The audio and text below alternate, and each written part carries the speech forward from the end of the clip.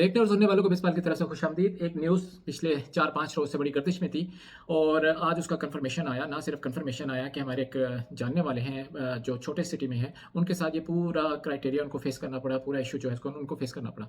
Scene ये है कि न्यूज़ ये थी कि जो लोग $75,000 लगा के घर खरीदते थे और उसकी बेस पे रेजिडेंस कार्ड लेते थे जो 2 साल का बन जाता था इजीली, अब उसको उन्होंने इंक्रीज़ करके 200,000 यानी $2 लाख का कर दिया है।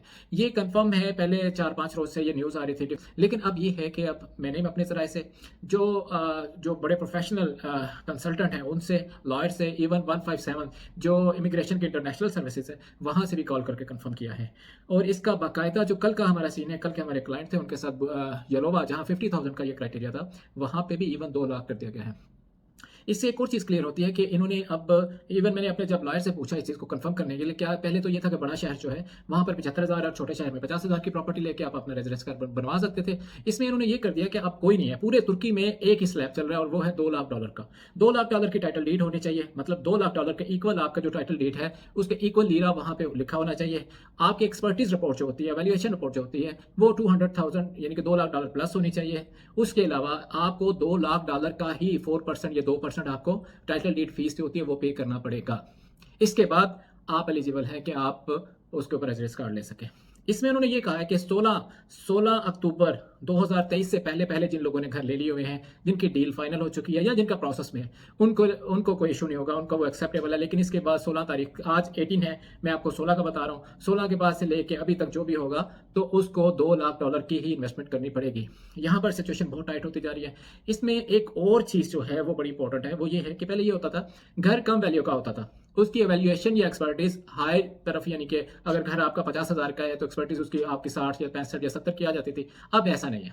अब इन्होंने इसको बड़ा टाइट कर दिया है। इन्होंने स्पेशली एक डिपार्टमेंट गेबेम के नाम से उसको एक्टिवेट कर दिया है और उसको बड़े इख्तियार दे दिए हैं, जो पूरी ना सिर्फ एक्सपर्टीज रिपोर्ट, आपके टाइटल डीड, आपके टैक्स, आपकी एक एक चीज़ को वेरीफाई करने के बाद वो ग्रीन सिग्नल देते हैं तो आप उसके लिए एलिजिबल होते हैं कि आपका कार्ड बनेगा या सिटीजनशिप मिलेगी कि नहीं मिलेगी। तो बी केयरफुल।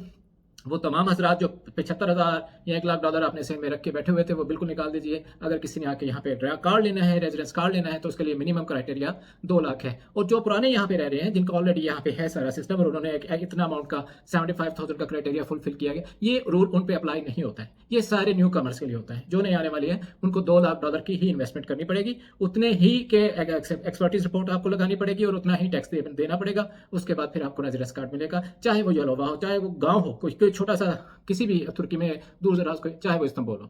तो सबका क्राइटेरिया उन्होंने ऐसे सेट कर दिया है। ये एक इन्फॉर्मेशन थी जो मैंने सोचा आप लोगों के साथ शेयर कर दूं। 4-5 रोज से खबरें तो आ रही थी लेकिन कोई ऑथेंटिक न्यूज़ नहीं आ रही थी। तो अभी ये जो कल की एक हमारे कोलीग हैं, उनको यलोवा में ये सीन हुआ, उनके साथ ये मसला बना और उन्होंने बताया कि नहीं जी, ये आपको 2 लाख का जो अनाउंस हो चुका है उसको आपको फुलफिल करना पड़ेगा, अदरवाइज आप प्रॉपर्टी अगर ले भी लें तो आपको कार्ड नहीं मिलेगा।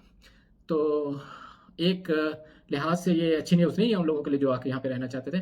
अभी रेजिडेंस कार्ड के लिए 2 लाख है और नेशनैलिटी के लिए 4 लाख है। इसमें एक और बड़ी ज़बरदस्त इन्होंने चीज़ कर दी है। इससे फ़ायदा क्या हो अल्टीमेटली क्लाइंट को होगा। पहले एक अपार्टमेंट होता था $3 लाख का, तो एक्सपर्टीज बन जाती थी $4 लाख तक की या उसकी प्लस की, तो टैक्स दे के आप वो लिख लेते थे। एक्चुअली प्राइस उसकी $4 लाख नहीं है। अब ऐसा नहीं हो सकता है। अब कितने ही इन्होंने एक्सपर्ट वालों को, गवर्नमेंट ने कितनी ही ऐसी कंपनीज है जो एक्सपर्टीज करती थी, क्योंकि सारी आउटसोर्स होती थी, इनको उन्होंने ब्लैकलिस्ट किया, बंद किया। अब इसको जब गेबिम जो क्रॉस चेक करता है तो वहाँ पर एक्चुअल जो घर की प्राइस है वो आपकी एक्सपर्टीज रिपोर्ट से निकल आती है। तो इस लिहाज से आप कोई भी घर लें, अगर आपकी एक्सपर्टीज उसके मुताबिक आ रही है तो आप समझिए कि वो घर ठीक प्राइस का लिया है हमने। अगर आपने बहुत ज़्यादा पैसे दिए हैं तो इसका मतलब है आपने बहुत महंगा घर ले लिया। अगर आपने कम दिए और आपको एक्सपर्टीज अच्छी आ गई है तो इसका मतलब है आपने बहुत मुनासिब घर ले लिया। ये एक छोटी सी इन्फॉर्मेशन थी जो मैंने सोचा आप लोगों के साथ शेयर कर दूं। इंशाल्लाह फिर मुलाकात होगी। अपना बहुत सारा ख्याल रखिएगा। अल्लाह हाफिज़।